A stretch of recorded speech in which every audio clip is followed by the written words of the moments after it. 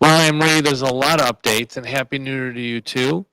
Um, it's a lot. Everything's changed, really, and all of it changed quickly while we were on break. So even though we had some recorded shows during this time slot and others, COVID has completely changed with Omicron almost overnight, and so has my management practices, and so has my opinion about a lot of preventative measures that are still being recommended by the FDA and CDC.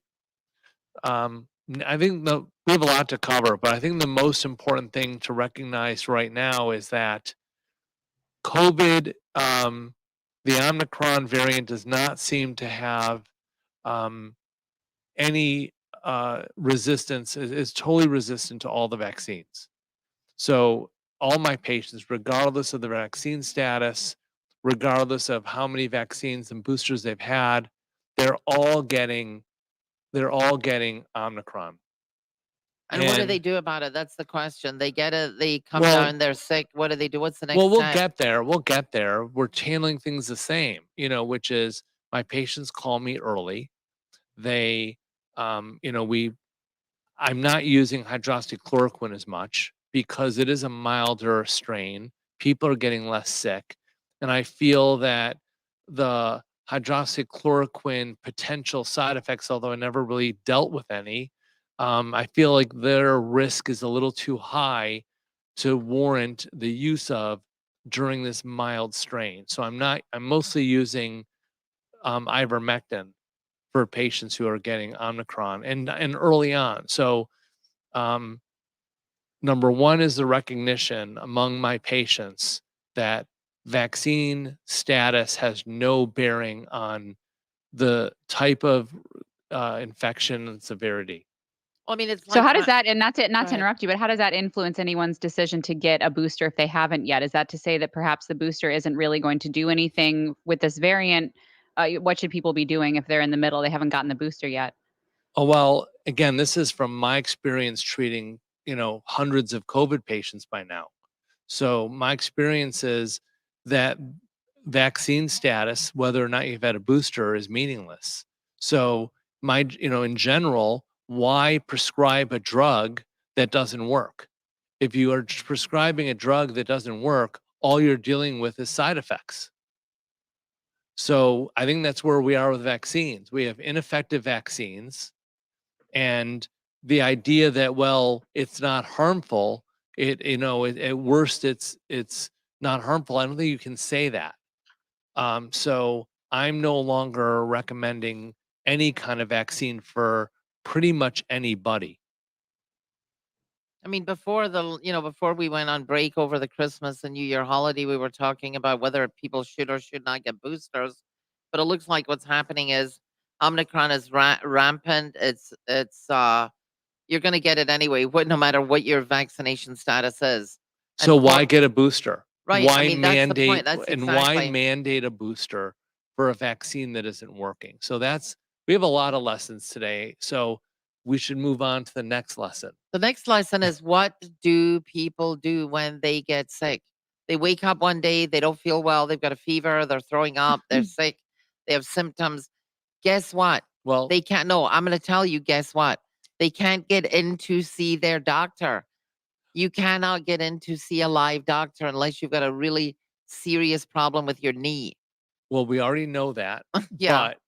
But again, we're still dealing in negatives. What they should not do is get tested, because the over-the-counter rapid testing doesn't work.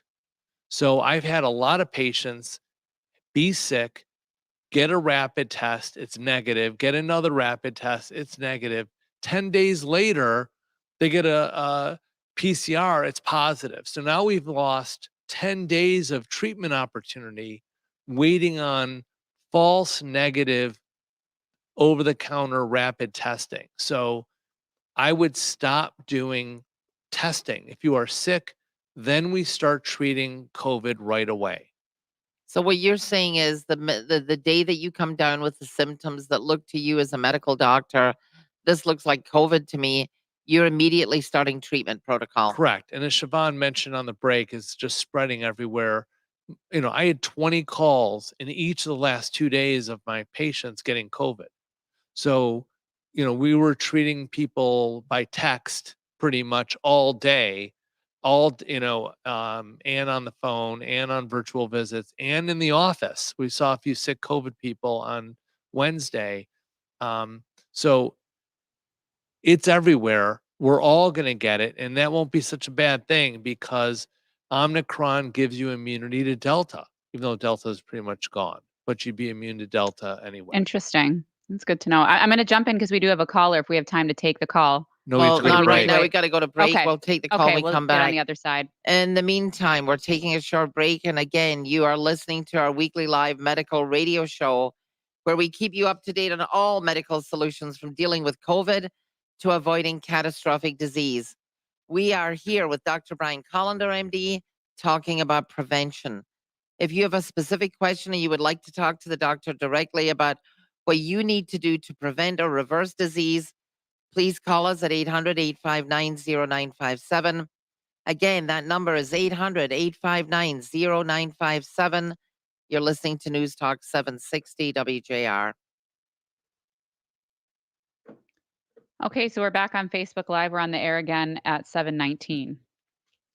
Well, yeah. So, we always talk about what someone to do because they don't have access and no one's going to answer the phone.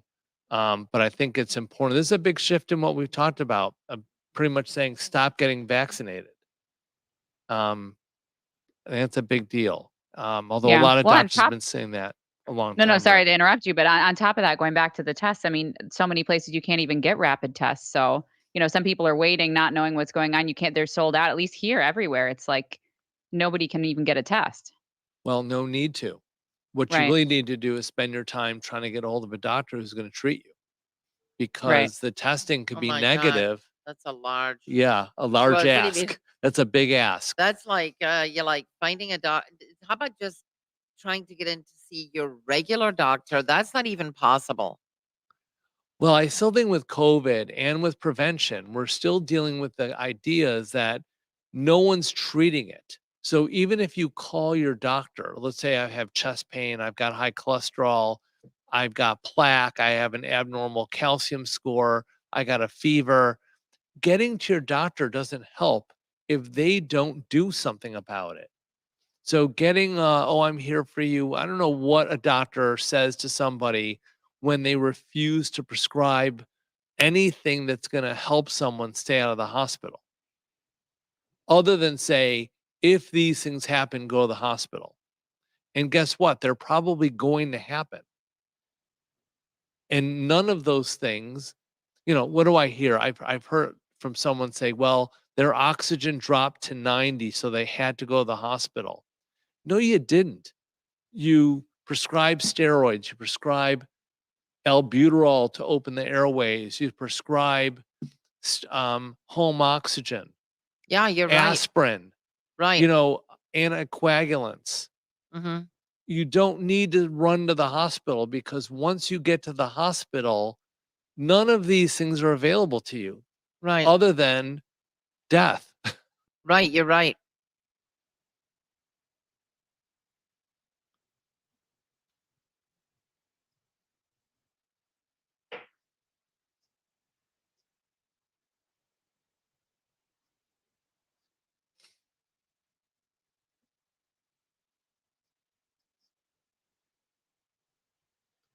If you're just now joining us, I'd like to let you know that we're welcoming you to our special weekly medical radio show on News Talk 760 WJR.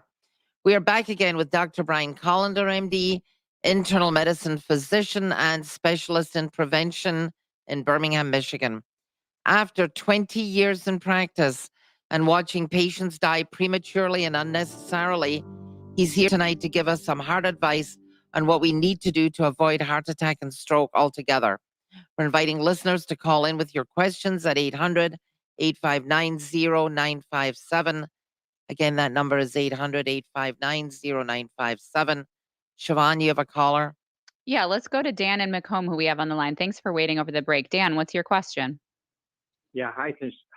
Thanks for taking my questions. I have 3 of them, 2 related to COVID-19, 1 related to the flu. Should I still get a flu shot? Yes. Okay. Next 2 questions related to COVID-19.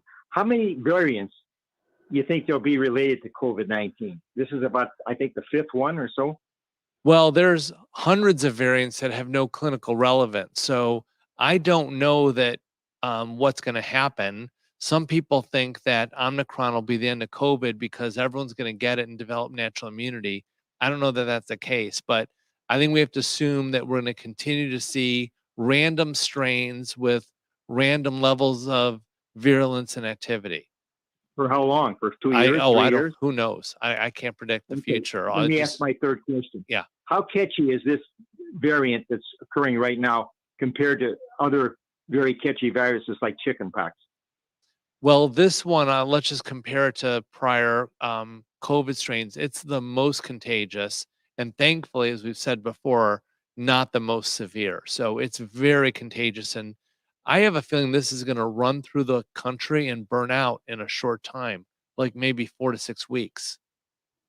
Let's hope you're right. Absolutely, Dan. Thank you for calling. Dr. Kolender, that's a good analysis that you just gave this caller. Is so you feel that where everybody's going to get it, just don't try to avoid it anymore. It doesn't matter. Masks don't matter. Nothing matters. Vaccines don't matter. Chances are you're probably going to get it anyway. Well, I'm trying to avoid it because I don't want to. I'm busy. Like, Well, we're all trying to avoid it, I have right? things to do. I don't want to spend another week in bed, but getting it is not the end of the world. And Right. you recover and then you're immune. I don't think you can avoid it. So I'm not going out looking for it, but I'm expecting to get it any day. But I think Yeah. the caveat here is let's not let listeners think that their only solution if they can't get through to their doctor. And I know that you cannot be seen by your doctor. That's pretty much understood because they're all isolating themselves other than you. But I mean, most doctors, most primary care physicians, very hard to get in to see them. The solution is not to run to the hospital.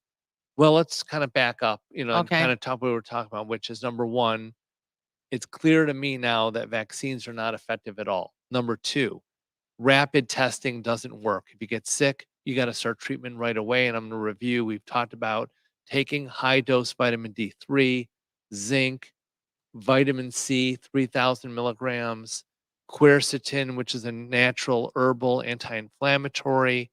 And now I'm recommending sinus irrigation with either diluted peroxide or diluted providone iodine. Is that something the patient can do themselves or they have to? Yes. Oh, okay, You that's can good to know. buy iodine, dilute it, like maybe just a few droppers in a cup of water. No more than a teaspoon of peroxide in a cup of water, and then do some type of nasal irrigation will help kill the virus in your sinus passages. Pretty I think amazing. Interesting. concentrated saline will also create an acidic environment in your sinuses to kill the virus. So that's important. And then of course I'm using some combination of ivermectin and then hydroxychloroquine and a Z-Pack depending on the person. Dr. Collin, we're going to have to move forward a little bit. Siobhan, you got a caller? Yeah, we have some callers coming through. So let's start with Roger in Madison, Wisconsin. Roger, thanks for calling in. What's your question? I have a question regarding heart disease and coronary artery calcification. And I recently was diagnosed with that and had a score of like 1100. And I've got an appointment with a cardiologist, but I was wondering what kind of treatments, if any, are there for coronary artery calcification? Well, first, I'd be remiss to my wife if I didn't say go Badgers, even though I'm from Michigan. She's a There you go. Badger. So, the key is identifying all the drivers of disease causing your plaque. And so treatment starts with, lifestyles are our number one tool, using a statin, treating blood pressure, and then identifying the silent killers like insulin resistance, sleep apnea, identifying your oral health status, looking at genetics. So you need a lot of data. I mean, unfortunately, you're going to go to a cardiologist. They'll probably put you on a statin if you're not on one already, which is not the wrong thing to do because you have plaque. And it doesn't matter what your cholesterol is, because cholesterol is does not identify risk. But all these other things are probably going to get missed or overlooked. And a stress test is useless. If you're not having symptoms, you don't need to get a stress test. What you really need is a CIMT, carotid intima media thickness test, which identifies the layer of the artery wall where inflammation occurs. And that's a data point that you can follow. And if you follow your CIMT and it's going down, you know you're going the right direction. Thanks for calling. We have to go. We got to move on. We got so many Yeah, we've got a calls. bunch of calls coming in. I'm going to move on. Up next, we have Melissa and Troy. Melissa, what's your question? Hi, Doc. How you doing tonight? Great, We're thank great. you. Thanks for calling. So my husband, he's got sleep apnea. He's got high cholesterol. There's a number of comorbidities going on there, but he had a chemically induced stress test done the other day, and they're saying that he has an extremely enlarged left ventricle.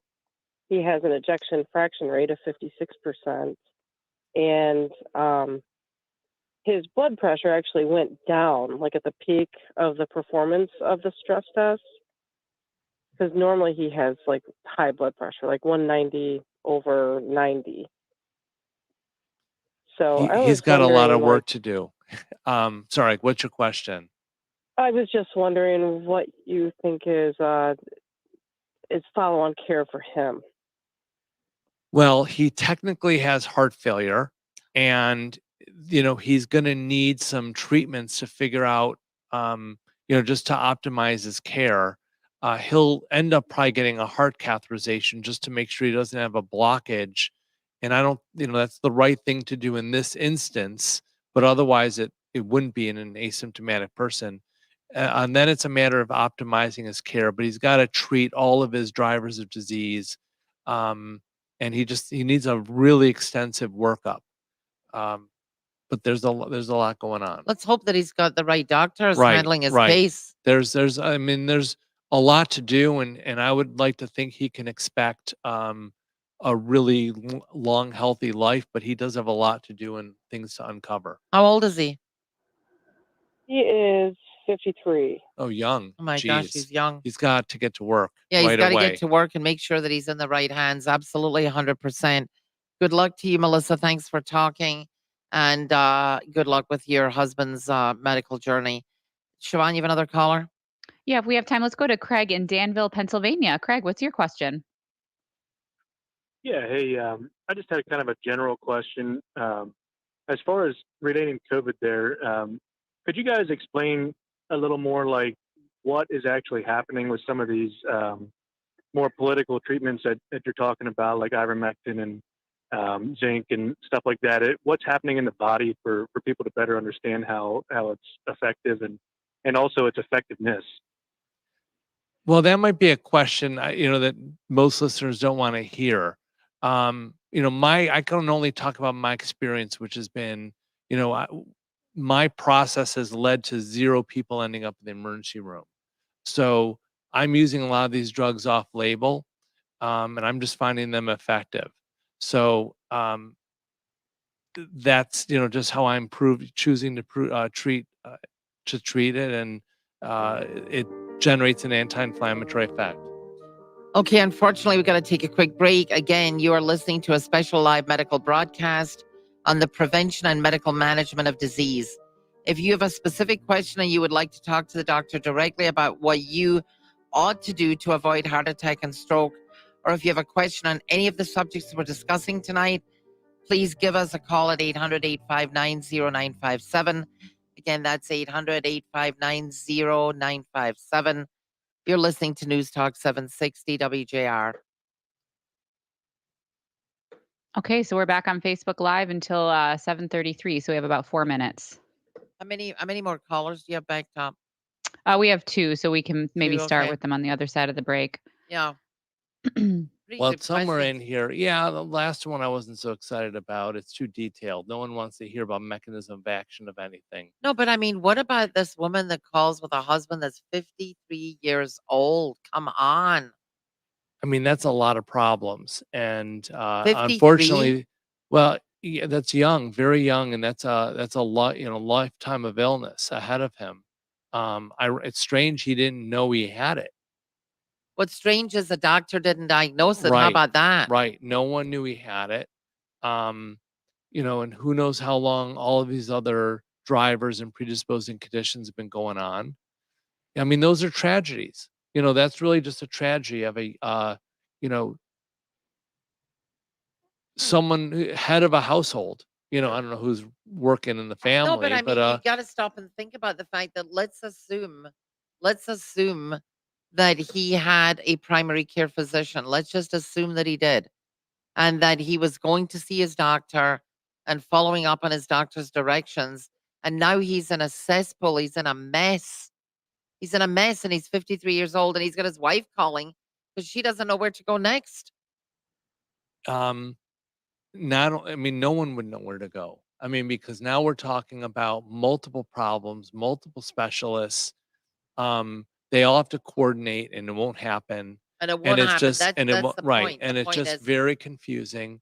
So it's someone like that just lost, and they're at the mercy of the doctor. And if she doesn't have a great doctor, he's in trouble. That's a sick well, his whole person. family's in trouble. How about Right. that? Yeah, no, you're right. So this is that's a failure of primary care. I mean, and that's a understatement. Jeez. Well, what That's can you do if you're technically in heart failure? Is that something that can be reversed or worked on? I mean, what does that mean? What's the prognosis? not much. Well, first you've got to, again, find all of the conditions that led you to have heart failure. And unfortunately, one of the causes is a virus. You can get a common upper respiratory virus Wow. that leads to heart failure. And you may not know for 5 or 10 years that you have it. What type of But test would identify that if you're not having symptoms yet? Or like, how could you get ahead of that? well, you'd like to think that the person's physical exam is going to be different and that you might pick it up. If you got an EKG, you should pick it up. If the person, I mean, really though, it's about the patient having a symptom. So if your heart is beating at 50% capacity, you ought to know, that, hey, I can't walk as fast as I used to. I get more short of breath climbing the stairs. And if you don't go to the doctor and say, hey, I have a real problem here, I can't do these things, then it's your fault for not asking for attention. But if you do go in as a 50-year-old man with, exertional symptoms, it's easy to find. This isn't hard to diagnose, but the patient does have to walk in the office and be seen and complain. Mhm. I mean, it's that person does have symptoms. So that's you don't know what happened. Getting to the right doctor is the answer.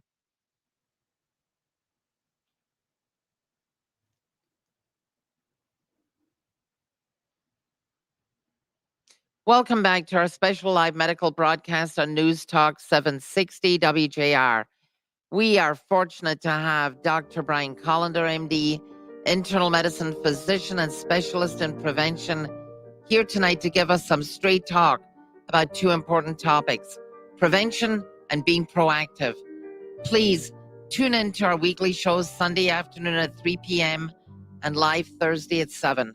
We're inviting you to call in with your questions and talk to the doctor directly at 800-859-0957. Again, that number is 800-859-0957. Siobhan, you have other callers waiting in line? Yeah, so let's start with Greg and Shelby. Greg, what's your question? Hey, good evening, you guys. Mr. Positive. Dr. Kolender, did I hear you correctly saying that you're against vaccines and that you'd rather take a natural approach with vitamins and supplements? I am now. So if you're a regular listener, I've been generally pro-vaccine, and then over time, I've been Wow. altering my view toward just vaccinated people at the highest risk. And now with Omicron, it's pretty obvious, to me at least, treating people, that no vaccine status correlates with your being at risk of getting Omicron or the severity of your illness. So I don't see Kudos to you. I like the natural way that you're doing it, but that definitely is iconoclastic in the sense that it's going against tradition as to what everyone has been espousing. So kudos to you to take a different approach. So Well, I keep up the appreciate good it. work and love you. Well, thank you. I appreciate it. I do want to say hydroxychloroquine is not natural, and neither is ivermectin. But those are drugs, and some drugs are good, and we need them. I use statins and blood pressure pills and drugs that lower insulin resistance. But we need to use drugs that work. And if it's becoming obvious that a certain drug doesn't work, we need to stop using it. And it's clear to me that vaccines are no longer effective for coronavirus. All right, Siobhan, do you have another Yeah. caller? Yeah. So up next, we have David in Windsor, Ontario. David, what's your question? Yes. My question relates to the same thing. Many times we hear the Canadian and American news media suggest that people get vaccinated for the Omicron and all the other viruses, and that many of the things on top of that. And I'm from the very beginning have been against it because of the fact that this kind of information that comes out there that keeps changing all the time. And I would like to know what can be suggested about taking for Omicron other than just taking a whole bunch of medication and getting, what you don't really need, like your vaccines. And also, are you familiar with scarlet fever and how it can affect a person's eyesight? Are you familiar with that? Well, I'm not as familiar with scarlet fever and the complications because I've not seen it. But I'm going to answer your Omicron question because we did address that last segment, and I think using a saline spray or a nasal spray with diluted hydrogen peroxide or diluted provolone iodine can help knock the virus out of your sinus passages, which is mainly where Omicron is sitting. And I still think all of the supplements that we're using have been effective. And again, I still think we're getting good benefit out of ivermectin. So I've kind of switched my workhorse from hydroxychloroquine to ivermectin because Omicron is not as serious of an illness and doesn't warrant the risk of using hydroxychloroquine. Thanks for your call, and appreciate your insight. Okay, we had another call come in, but Go so ahead. let's jump. We have now Pam in Northville. Pam, what's your question? Yes. Hi, doctor. Thank you for taking my call. I recently had COVID, pretty bad, and I have had 2 of the vaccines, not the booster. And I said, oh, geez, I don't need the booster now because now I'm good to go. I have the immunity going forward. And a friend of mine who's a nurse said, oh, no, you only have immunity against Omicron, but not beyond that. So any mutations beyond that, you will not be covered unless you get the booster. Is that true? Well, it's partially true and partially wrong. So what is true is that there may be future variants that come across that will not, that natural immunity from Omicron will not support. And I'm sure that'll come down the road. But Omicron does give you immunity to Delta, even if you've never had Delta. So, and that doesn't matter anymore either because Delta's just gone. Omicron came in and just overwhelmed Delta. It's out of the environment. All we're dealing with is Omicron, and the boosters have no impact on Omicron. So why get a booster for a vaccine for a virus why get a booster for Omicron when it doesn't help? And why get the booster for a vaccine for a variant that hasn't developed yet? So we're far away from the version of coronavirus, of COVID, that this vaccine was made for. So there's no reason to think that this vaccine is going to be good for anything ever again. They need new vaccines, and they certainly don't need a vaccine against Omicron. But I'm sure some version of SARS is going to come by that we need a new vaccine for. They just haven't invented it yet because they're at that version hasn't developed. I think the most important issue here is that whether you've had the vaccine, whether you've had the booster, regardless of what your itinerary of vaccines is, I think that people need to know if they get sick, what do they do? Because obviously nobody ought to be going to the hospital and they need to have someone that's going to shepherd them through their symptoms and shepherd them through whether it's the Omicron variant or whatever, whether it's the next variant or the last variant, doesn't matter. They get sick, they need to be treated, they need to be healed, they need to be recovered. And what do these patients do? Well, first they have to have a doctor who's willing to treat them. And then that doctor needs to have a pharmacy that's willing to fill the prescription. So here's our next lesson. We've had a few lessons today. Number one, that boosters and vaccines don't work. Number two, rapid testing doesn't work. And number three, it's time to boycott pharmacies. That's my call to action, because I've been trying to write prescriptions for hydroxychloroquine, and random pharmacists from CVS, Rite Aid, and Walgreens refuse to fill these scripts. So here I am, one of the few doctors in the city willing to treat COVID, keep people out of the hospital, and keep them out of the ER, helping, keep the healthcare system quiet around here. And I've got random pharmacists refusing to fill scripts I'm writing because they've been empowered to do so by the parent company, who's been empowered by the FDA. So I think it's time to leave the pharmacies that are not going to help you in your time of need. Time to find your local mom and pop pharmacy that's going to take care of you when you need it, and let them take care of all your needs moving forward. It's time to leave these pharmacies that are randomly picking where and when to fill your scripts. So that's what I've done. I'm encouraging my practice to leave these pharmacies. I found private pharmacies to take care of everything. I found compounding pharmacies that'll take care of, my other needs. I'm not saying exactly what it is because I want to protect everything, but I'm encouraging my practice to leave all those CVS's, Rite Aids, Walgreens, because they're in the way. So it's safe to say that any listener that's listening to you talking right now, can they call your office and call your practice and find out what pharmacies they can get their prescriptions filled? They can call my practice and see if they, to join it. Yeah, But well, obviously. we're not, I don't want to burden. We have to take care of patients, and so that's a random question. Right. If you want to call and be a patient, please do. And then you're in the fold, and we'll take care of you.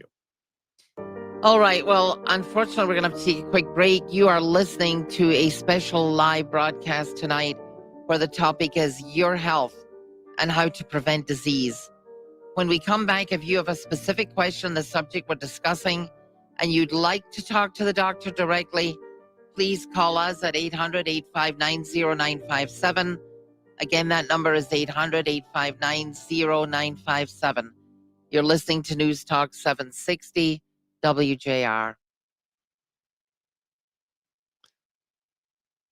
What? Okay, we're back on Facebook Live now. What disclaimer are we going to get at the end of the show? Not the opinions of WJR. We already have that one. We've already got that a week that ago, one. right? Exactly. But let me ask you this: are pharmacists entitled to reject prescriptions that are being requested by medical doctors? I don't see that. I mean, do they have that right in reality? Shockingly, they do, and I've never experienced it until now, where they've been emboldened. This is some random pharmacist isn't going to make that kind of statement on their own. They lie to me. I call, why won't you fill the script? Well, CVS has a policy not to fill it. It's not true. CVS is giving the right to the individual pharmacist to make that decision. That means that I can't count on that pharmacy to deliver when I need to. Why do I, every time I think, I got a CVS, it's good. So then I learn, it's not. And I've got to go find another pharmacist, and we have spent half a day, the patient and I, finding a pharmacy that'll fill a darn script. It's horrible. All because they're standing on ceremony that because the FDA and Fauci has said this is the wrong thing to do. Look, my record speaks for itself. 0 ER admissions. Right. 0 ER visits for COVID. None of them can say that. Yeah. Well, not to digress, but I'm going to take a quick question that came in through the Facebook feed from Nina. She asked, does it not behoove the virus to mutate to a less virulent strain so it can keep spreading to live hosts rather than die with its host? Oh, geez. I don't, the virus wants to live. So in theory, that sounds correct. But if you're generating immunity, it's gonna eventually die. So you want to be able, it needs to kill something, Hmm. a little bit. So the virus does want to live. And it doesn't want to generate full-time immunity, a widespread immunity. But maybe this is how COVID goes. Maybe Omicron's the end. You have Hmm. another call coming in? Okay, that's good. Yeah, we did. So we'll take that on the air when we start. Hmm. Did we say enough about boycotting pharmacies? Or Yeah, do I we think need- you said enough about boycotting. So when the lights go out next week here in the building and or like above CVS here, so when the lights go out and everything shuts down, we'll have to build a tent outside the parking lot. We'll just go downtown. Yeah, right, exactly. 2 calls now, by We the got way. 2 We're calls. back in Oh about my a gosh. minute. And 2 calls. That's good. Well, I said everything I wanted to say this hour. You Okay, guys can that's wrap good. it up. We can wrap it up and do what we want, right? Oh well. Good questions anyway. Hmm. Well, yeah. We're resting. We're taking a break, listeners. We need Right, to rest exactly. before the next segment because this is hard work.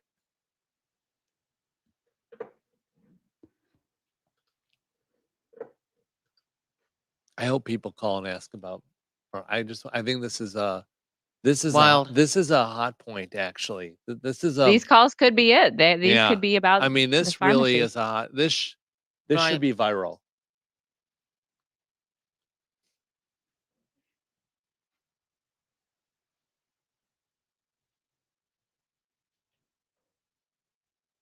Welcome back to the final segment of our special weekly live broadcast here on News Talk 760 WJR on the importance of being proactive and informed of the resources available to prevent and treat the chronic and debilitating diseases. You're listening to the expert advice of Dr. Brian Kolender, MD, internal medicine physician, and one of the very few specialists in prevention in this country. If you have a question for the doctor, now is your chance to call us at 800-859-0957. Again, that number is 800-859-0957. Siobhan, you have callers. Yeah, so up first we have Joe in St. Clair Shores. Joe, what's your question? Hey, Doc. Thank you very much. Great show tonight. Really impressed. Thanks. So I tested positive for antibodies back in early April. And the reason I tested was I was thinking of getting the vaccine. I had been exposed to many, many people over many, many weeks and kept thinking, wow, how am I avoiding the bullet? Turns out I ended up having antibodies. So then I thought back to myself, well, you know what? I was sick the first week of November 2020. I had a fever and a congestion for 3-4 days, and that was it. And that's really the only time I was sick, and maybe that's when I got it. So my question is, again, early November 2020, I think I got sick. Come January, February, I've developed some neurological issues. My right arm seems to slowly be losing function, and other aspects of just how I function in general and sleep have really been diminished. And I've read some articles talking about kind of long-term COVID effects and how possibly it can trigger these sorts of things. And I wondered if you had any insights or suggestions. I've gone to neurologists, and really a year later, I have no concrete answer. Thank you for your time. Well, thanks for your call. It's interesting. So, even though there's a length of time between your possible exposure, your positive antibodies, and these possible post-COVID symptoms, it's really hard to tie it together. But I think after you've done your due diligence to make sure that you don't have another medical condition, then it's time to try some experimental therapies that may help with post-COVID syndrome. So again, a very experimental things that I try some things in my office. I'm not going to go into what they are because then I get tagged and God knows what. Mhm. But so we got to not talk about anything like that. But I think there's remedies to try. Can't promise you they're going to help, but that are worth trying. So if you want to give our office a call, please do. I'd be interested in experimenting on you. All And that right. number is 866 Kolender, Kolender. In case you're interested, call the number 866 Kolender. But we can jump to the next call. Thank you for your call. We have now Lee in Westland. Lee, what's your question? Okay, thank you. A point that I'm confused about, you hear other medical professionals on the radio say that 70 to 80%, at least people hospitalized now with COVID, are non-vaccinated. And yet you're not a real strong proponent of getting the COVID vaccination. So if we have such a high majority of people hospitalized that are not vaccinated, isn't that somewhat saying that the vaccine is working when most of the people hospitalized are not vaccinated? Well, Lee, I'm gonna say this and try to sound as sane as I can and say that I don't trust anything I hear on mainstream media or anything I hear from the government or a government body anymore. It's sad.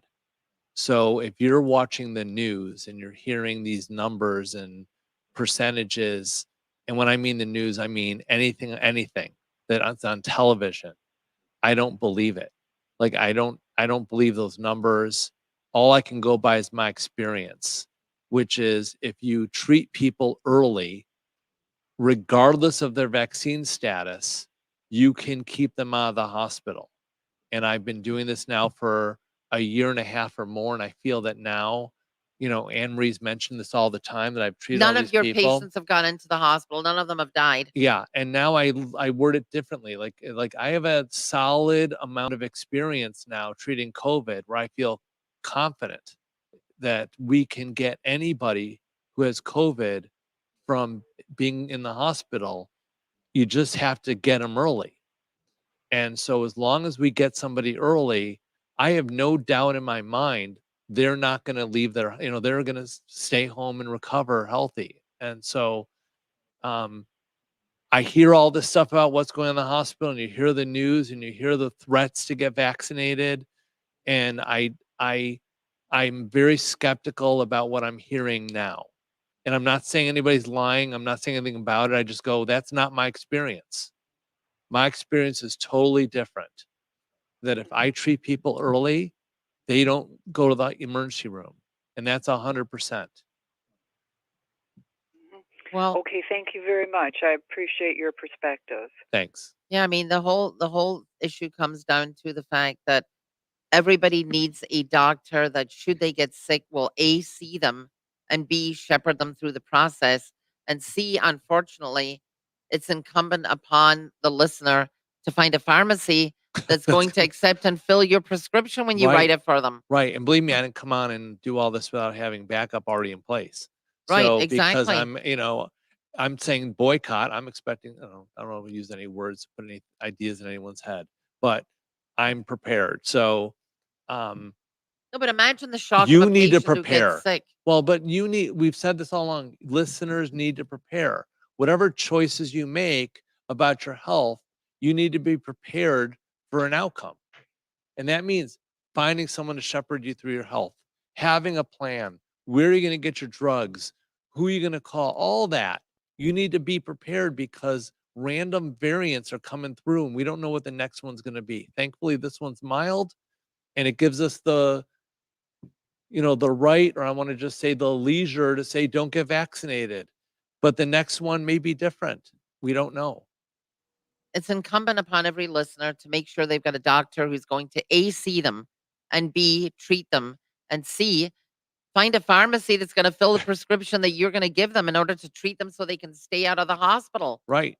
And that's a challenge, but people now have to be proactive. It's sad. It's just shocking that we Well, live in this country and this is what's happening. it, And it's unfortunate that we've rested everything in the, hoping that your doctor is going to take care of you, but you need to ask your doctor, are you going to take care of me Well, and see me through this? 95% of them probably won't. Yeah, well, then you need to find another Yeah. doctor. Well, unfortunately, we are out of time. Or do we have any more We have time for one any? more Oh, we've minute. got one more minute. Right, we're Sorry. not done. We're not done yet. I We're thought the not bell done. went up. But anyway, Dr. Kolender, I'll let you wrap it up. All right, well, thanks. So our Omicron has changed everything. Just to summarize the show, there's been a complete change. Now I'm treating based on symptoms and possible exposures. I'm not requiring testing. We're using the same supplements we've always used, except now we're also heavily weighting sinus irrigation with either diluted hydrogen peroxide, diluted iodine, concentrated saline. That'll help defeat the virus of Omicron. We're using ivermectin earlier instead of hydroxychloroquine, but some people I'm doubling up. I'm giving them everything, and they're needing it. So it's a case by case basis. Most important thing is finding the right doctor and getting the right care. Unfortunately, we're out of time, so I'd quickly like to thank Dr. Brian Kolender, MD, specialist in prevention, for being here tonight and for being willing to share his expertise and knowledge with regards to not only the prevention of disease, but also on the importance of being proactive and engaging with a practice that provides access to the necessary testing. This show is brought to you by Kolender Medical. I'm your host, AnnMarie Cronin, and we hope you got some useful information tonight on how to be your own advocate and take charge of your health, whatever your medical journey. Please continue to tune into our shows Sunday at 3 o'clock and Thursday at 7 p.m. And thank you for listening.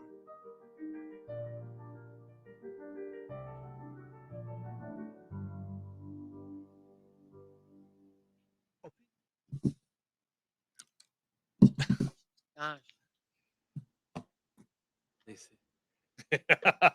you didn't think it was good? No, she did.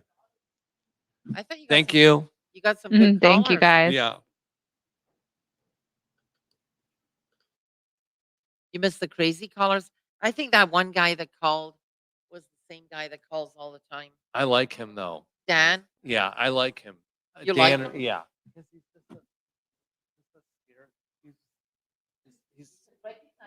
Oh yeah, he calls every show.